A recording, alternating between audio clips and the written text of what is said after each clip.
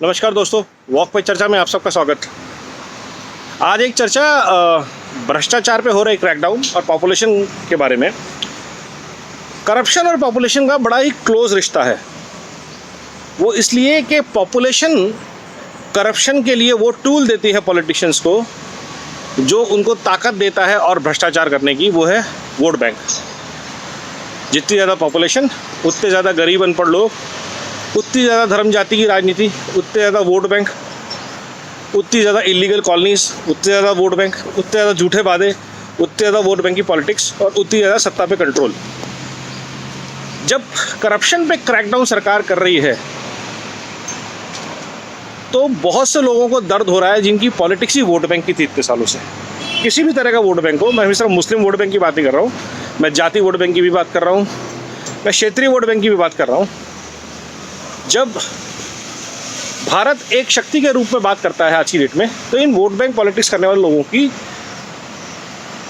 आत्मा में बहुत ग्लानि होती है, क्योंकि ये 70 साल से कुछ नहीं कर पाए।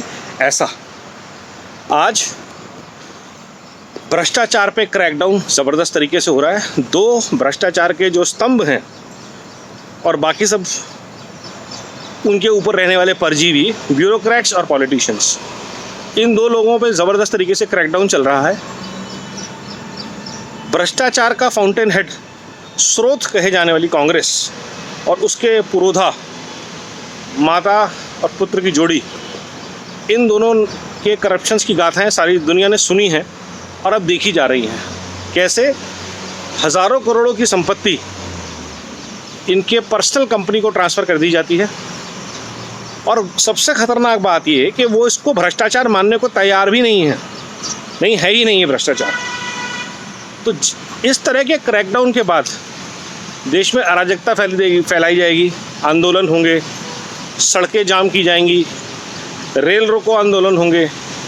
और कोई बड़ी बात नहीं है कि सरकार का एक क्रैकडाउन जब और ज़ोर पकड़ेगा तो जो इकोसिस्टम कांग्रेस और भ्रष्ट अफसरों के इर्द गिर्द है, जिसमें कि कई NGOs हैं जिनको हम आंदोलनजीवी बोलते हैं, कई पत्रकार हैं, पत्तलकार जिनको हम बोलते हैं, कि जिनके चैनल सिर्फ इसी बात पे टिके हैं कि उनको सरकार से इश्तिहार मिलते हैं और सिर्फ इसी बात पे टिके हैं कि उनको समर्थन है एक पार्टी का जिनका पैसा लगा है, क्योंकि मीडिया आपको वॉइस देता है कंट्रोल करने के लिए नैरेटिव। इन सब पिलर्स पे जब क्रैकडाउन हो रहा है तो एक पूरा इकोसिस्टम आज की डेट में तबाह हो रहा है। नया इकोसिस्टम खड़ा हो रहा है, that's a separate issue. But एक पुराना सिस्टम जो भ्रष्ट तंत्र जिसे हम बोलते हैं, जिसमें अफसरशाही है, जिसमें पॉलिटिशियंस हैं, उनको अभी दबाया गया है। वो लोग अंडरग्राउंड हो गए हैं, ईमानदारी का ढोंग कर रहे हैं। बट ऐसा नहीं हो सकता कि जो आज भी 30 साल से 40 साल से भ्रष्ट हो वो 4, 5, 7 साल में ठीक हो जाएगा। तो इनको आमूल चूल परिवर्तन की ज़रूरत है। जड़ से इस भ्रष्ट तंत्र को मिटाना है।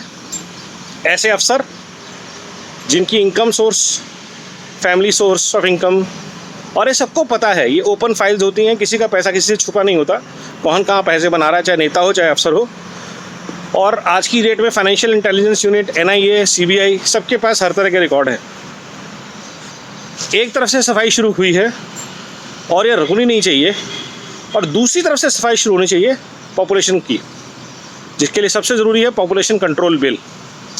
पॉपुलेशन कंट्रोल लॉ आते ही अगले कुछ सालों में देश के इंफ्रास्ट्रक्चर पे लोड कम होगा, देश की जो सामरिक स्थिति है वो मजबूत होगी, इकोनॉमिक स्ट्रेंथ आएगी, क्योंकि फ्रीबीज और पेंशन्स आने वाले टाइम में देश के एक्सचेकर पे बहुत बड़ा लोड बनने वाली है। 80 करोड़ लोगों को अगर देश में राशन फ्री मिल रहा है तो उसके लिए गरीबी से ज़्यादा देश की आबादी जिम्मेदार है। वो पैसा देश के लिए कहीं और लग सकता था। बेहतर अस्पताल, बेहतरीन अस्पताल होते हुए हमारे पास आज की डेट में स्वास्थ्य सुविधाएं नहीं हैं, क्योंकि लोग बहुत ज़्यादा हैं। जहाँ अस्पताल 50,000 लोगों के लिए बने हैं, वहाँ 5 लाख लोग आएंगे तो भ्रष्ट तंत्र भी बढ़ेगा और सेवाओं में कॉम्प्रोमाइज़ भी होगा, जो कि हो रहा है।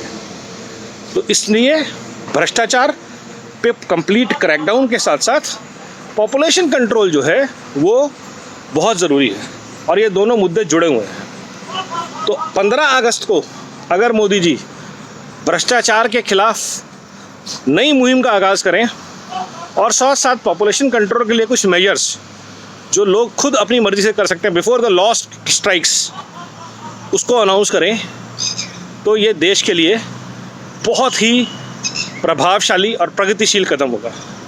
जय हिंद, बहुत बहुत धन्यवाद।